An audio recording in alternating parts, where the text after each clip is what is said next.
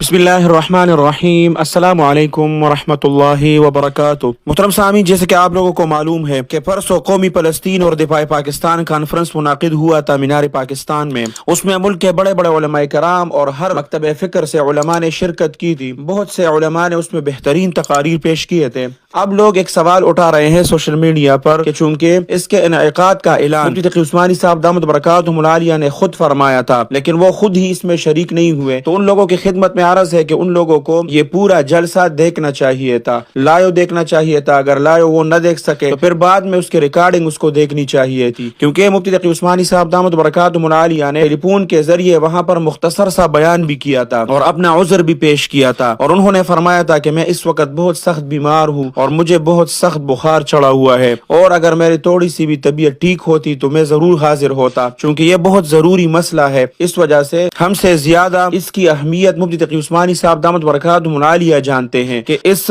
Conference کی اہمیت کتنی تھی، لیکن ان کی طبیعت شاید بہت زیادہ خراب تھی، ورنہ اکثر بیماریوں میں ہم نے ان کو دیکھا ہے کہ بہت بیمار ہونے کے باوجود بھی ایسے پروگرامات میں وہ شرکت کرتے ہیں، لیکن انہوں نے ٹیلی فون پر مختصر سا بیان کیا اور انہوں نے یہ فرمایا کہ میری طبیعت بہت زیادہ ناساز ہے، شدید بخار کے باعث آج کے اہم قومی کانفرنس کے لیے لاہور نہ آ سکا، اس لیے آپ تمام لوگوں سے معذرت خواہ بھی ہوں۔ محترم سامعین، شیخ الحدیث حضرت مولانا مفتی تقی عثمانی صاحب دامت برکاتہم العالیہ کی طبیعت بہت ناساز ہے اور شدید بخار کے باعث وہ اس کانفرنس میں بھی شریک نہیں ہوئے تھے۔ تمام احباب اور جتنے بھی محبین ہیں ان سے دعاؤں کی درخواست ہے، جتنے بھی مفتی تقی عثمانی صاحب دامت برکاتہم العالیہ کے شاگرد ہیں ان سے دوسری دعاؤں کی درخواست ہے کہ اللہ سبحانہ و تعالی مفتی تقی عثمانی صاحب کو صحت اور عافیت کے ساتھ لمبی زندگی عطا فرمائے اور امت مسلمہ پر ان کا سایہ تا دیر قائم اور دائم رکھے۔ اللہ سبحانہ و تعالی آپ سب کو اپنے حفظ اور امان میں رکھے، اپنے خصوصی دعاؤں میں یاد رکھے۔ السلام علیکم ورحمۃ اللہ